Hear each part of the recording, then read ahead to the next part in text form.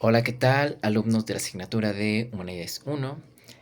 En la semana pasada lo que hicimos fue un pequeño cuestionario sobre los conocimientos que ustedes tenían sobre la cultura griega. Les pregunté qué habían visto en la televisión, en series, también por qué consideraban que era importante estudiarlos. Y en la clase de hoy leímos un pequeño texto muy sencillo sobre se llamaba Cultura y Infancia, si no me equivoco. Y comentaba esto de cómo era la educación en la antigua Grecia. Vimos esta palabra que es paideia, que tiene sus raíces en el cultivo y que, bueno, etimológicamente tiene su raíz en el cultivo y que tiene que ver con esto de la formación, la educación, las humanidades, también podemos traducirlo de esa manera. em, Y sí, sí, tiene que ver con la forma en que el individuo en la antigüedad pues era formado, ¿no?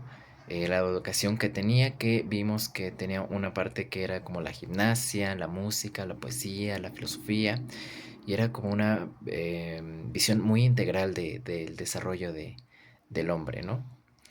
Entonces, un poco eso, quería comentar algo que en la ciudad de Delfos hay un santuario que se le conoce como el santuario de Delfos, dedicado a Zeus.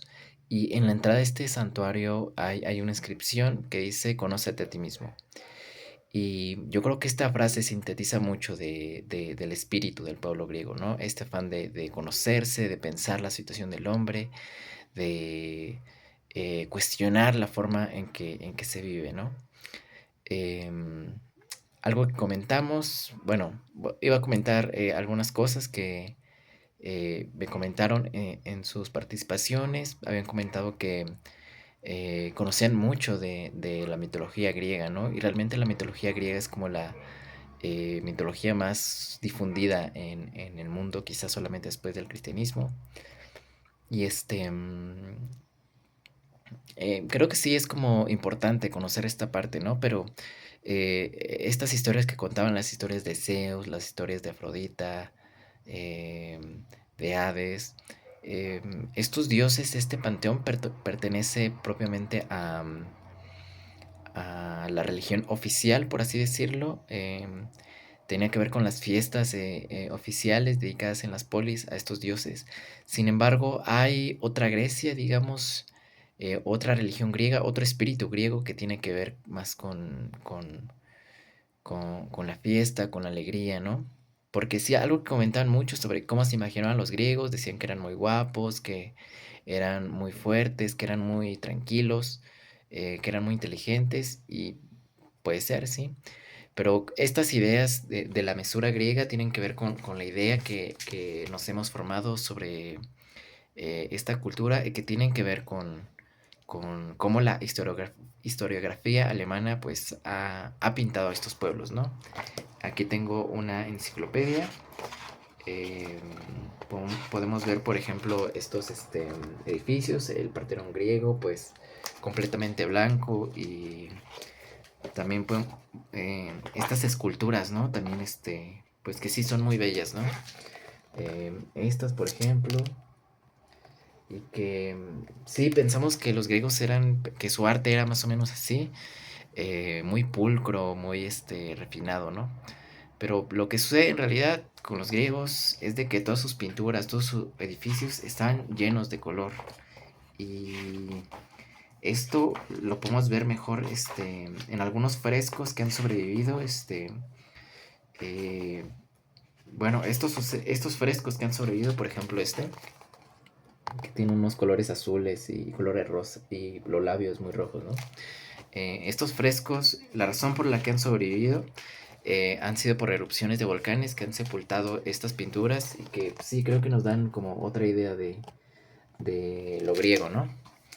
Entonces sí, también comentábamos que sabían sobre los aportes de esta cultura. Se mencionaron, por ejemplo, que en Grecia se inventó la democracia, que se inventó la filosofía, el teorema de Pitágoras también se mencionó por ahí. Em, y ciertamente sí, la cultura griega ayudó a difundir estos conocimientos. Sin embargo, es difícil decir que ellos hayan inventado estos conocimientos, estos saberes, estas tradiciones intelectuales. Por ejemplo, en el caso del teorema de Pitágoras, se sabe que en Mesopotamia ya se conocía y pues en general todos estos pueblos de Oriente también ya lo conocían. También la escritura en Grecia está muy inspirada en el pueblo frigio, si no me equivoco. Em, y en el fondo sí, los números que utilizamos actualmente vienen de la India. Los llamamos números arábicos, pero sí fueron usados por los árabes y los árabes los tomaron de la India, ¿no? ¿Qué más? Comentábamos esto de los orígenes de la filosofía. La filosofía en realidad es difícil saber cuáles son exactamente los orígenes. Los propios griegos comentan sobre la cultura egipcia y dicen que ellos son como que muy inteligentes, que son muy serios, muy religiosos, ¿no? Muy espirituales sobre todo. Y pues sí, lamentablemente no contamos con textos propiamente de la cultura egipcia. Sabemos que tenían esta escritura jeroglífica, pero no reconocemos como a grandes pensadores, como es el caso de Sócrates o Platón, o sí, pensadores de igual forma en la cultura egipcia. En Grecia hay muchos tipos de filósofos muy variados. Está Parménides, que en realidad es un poeta que en su poema habla sobre cómo la diosa le habla y le da como la revelación de la verdad divina, ¿no? Tenemos a Heráclito, que es un personaje que escribe de forma muy oscura, pero cosas muy profundas, y sin embargo su libro está en fragmentos y aún así ha sido uno de los filósofos más importantes en Grecia. Tenemos a Sócrates, que es una persona que se la pasaba en la calle hablando con las personas, cuestionándolas, también muy incómodo para la sociedad griega porque, digamos, demostraba cómo los políticos y personas como que tenían mucho poder, demostraba que ellos realmente no sabían lo que hacían, ¿no? También están personajes como Diógenes, el perro, conocido así, que su forma de hacer filosofía, igual que Sócrates, no era tanto escribir, sino era hacer cosas en la plaza. Eh, vamos a leer algunas cosas que hacía Diógenes. Quizá no sea el momento de comentarlos, pero hacía cosas muy graciosas, ¿no? Quizá entre ellas, solo voy a comentar una. em, Platón era como, ya había una academia filosófica, Platón tenía su academia, y Diógenes lo que hacía era entrar con un pollo desnudo y decía, aquí está el hombre. ¿Por qué? Porque Platón definía de esta manera al hombre como un animal bípedo, sin plumas.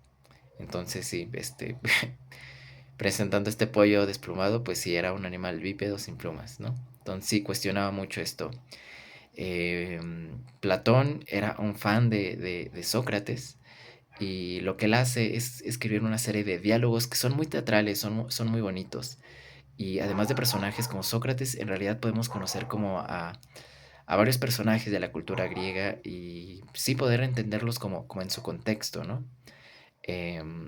Entonces utiliza a Sócrates como el portavoz de su propia filosofía y sí, Platón es uno de los filósofos más importantes y yo creo que su mayor importancia se debe a su adopción por filósofos cristianos. Tenemos a Aristóteles, que era muy cercano a Platón, estaba a punto de adoptar la Academia Platónica de volverse director. Sin embargo, Platón escoge a otra persona, entonces Aristóteles decide hacer su propia académica y se vuelve como un crítico muy profundo de la filosofía de su maestro, ¿no? Luego surge otro periodo que estos pensadores, Sócrates, Platón, son llamados del periodo clásico. Surge un periodo postclásico, por así decirlo, que tiene que ver con Séneca y con el estoicismo, el epicureísmo y otras tradiciones otras tradiciones de escuelas filosóficas que se desarrollan en un contexto de crisis política y ciertamente de crisis filosófica, ¿no? Em, entonces, un poco esto, el panorama filosófico en Grecia es muy complejo, es muy rico, pero no hemos respondido a la principal pregunta, que era ¿por qué es importante conocer a los griegos? Creo que era Regina que estaba haciendo como de forma de broma, que era importante leerlos para no hacer el ridículo cuando les preguntan no saberlos. Y yo creo que no. Tampoco se suele decir que es cultura general, ¿no? Y cosas así, ¿no? Como saber sobre historia, ¿no? Y estas cosas. Em, realmente sí no es tan necesario o no es el principal motivo por el que deberíamos querer estudiar a los griegos. Podemos pensar en esta situación de la paideia que tiene que ver con la formación. Estudiamos a los griegos justamente porque queremos saber cómo vivieron, cómo aprendieron a confrontar la vida y sí, un poco pensar que estos aprendizajes, que estas filosofías tienen la intención de ser puestas en práctica, ¿no? Entonces, un poco eso, la intención del curso es pensar en el valor práctico que tienen estos saberes, estas filosofías en nuestra propia vida diaria. Entonces, un poco eso. Aprovecho para comentarles que ya hay fecha para examen. Estén tranquilos, es el primer parcial, entonces no va a ser un examen tan complicado, pero sí intenten tener en cuenta las actividades que hemos hecho y los videos que he estado subiendo a la plataforma. Y poco más. Les deseo mucha suerte y suben mucho, ¿vale?